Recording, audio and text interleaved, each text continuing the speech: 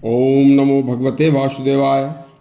आज के प्रसंग में एक सत्य घटना, भारत के महान सपूत, भारत की अंतर आत्मा सुभाष चंद्र बोस की एक बचपन की कहानी सुनिए।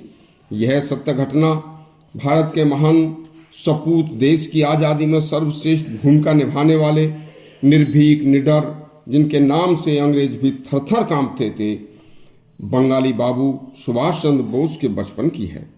बंगाल प्रांत के वर्धमान जिले के एक विद्यालय में सुभाष बाबू 10वीं क्लास में पढ़ते थे। सुभाष बचपन से ही पढ़ने लिखने में बहुत होशियार और कुशाग्र बुद्धि थे। साथ ही अति साहसी, निर्भीक और परोपकार सेवा भाव उनके अंदर कूट कूट कर भरा था।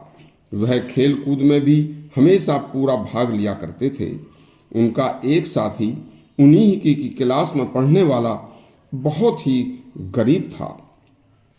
अब परीक्षा की घड़ी जैसे ही नजदीक आई तो वह गरीब बच्चा परीक्षा की भी फीस नहीं भर पाया।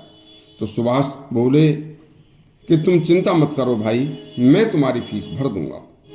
सुभाष का एक परिवार में अच्छा आना जाना था। उनके 2 बच्चे पढ़ने में बड़े कमजोर थे। तो उनके बच्चों के पिताजी ने सुभाष से कहा कि कोई अच्छा टीचर बताओ जो हमारे घर आकर हमारे बच्चों को पढ़ा सके। सुभाष बाबू ने अपने साथी लड़के की फीस के बराबर पैसे बताकर उनसे कहा कि मैं तुम्हारे बच्चों की कमजोरी दूर कर दूंगा। उनके दोनों बच्चों को पढ़ाना शुरू कर दिया। अब सुभाष प्रतिदिन शाम को देर से घर आने लगे। तो उनकी एक दिन माता ने उनसे पूछा कि तुम आजकल शाम को इतनी देर से क्यों आते हो। सुभाष कभी झूठ नहीं बोलते थे। उन्होंने सच सच बता दिया कि माँ, मैं अपने एक गरीब साथी की फीस भरने के लिए 2 बच्चों को उनके घर ट्यूशन पढ़ाने जाता हूँ।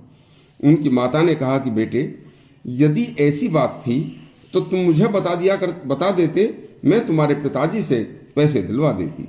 सुभाष बोले, माँ, मैंने उस बालक से वायदा किया था, तो मैं स्वयं ही श्रम करके अपना वायदा पूरा करूंगा। इसमें किसी की सहायता लेना मैंने उचित नहीं समझा। जब मैं अपने निजी जीवन की मात्र दिनचर्या में से थोड़ा सा 1 घंटे का समय निकालकर किसी की मदद करने का वायदा पूरा कर सकता हूं, तो मैं इस छोटे से काम के लिए किसी से भीख रूपी सहायता लेना भी उचित नहीं समझता। जो व्यक्ति स्वयं श्रम करके धन कमाकर किसी की सहायता करता है माँ, तो वह श्रम से कमाया हुआ धन उत्तम धन होता है और वह पवित्र धन जहाँ भी खर्च किया जाता है वहाँ पर उस धन के खर्च से उत्तम फल निकलते हैं। छोटे से सुभाष के मुंह से ऐसी बातें सुनकर माता का हृदय भर आया और उसने अपने छोटे से सुभाष से चिपट कर कहा, बेटा, तेरी परिश्रमशीलता, परोपकार की भावना से मेरा हृदय दंग रह गया है। तू जरूर भविष्य में कोई बड़ा नाम रोशन करेगा। यह किसी ने सत्य ही कहा है कि पूत के पांव पालने में ही दिख जाते हैं कि यह बालक आगे चलकर क्या बनेगा। वही बालक आगे चलकर विश्वविख्यात नेताजी सुभाष चंद्र बोस के नाम से विख्यात हुआ। ऐसे ही सुभाष चंद्र बोस के तथा और अनेक उनकी सत्य कथाओं को सुनने के लिए हमारा चैनल सब्सक्राइब करें और घंटी दबाएं। धन्यवाद।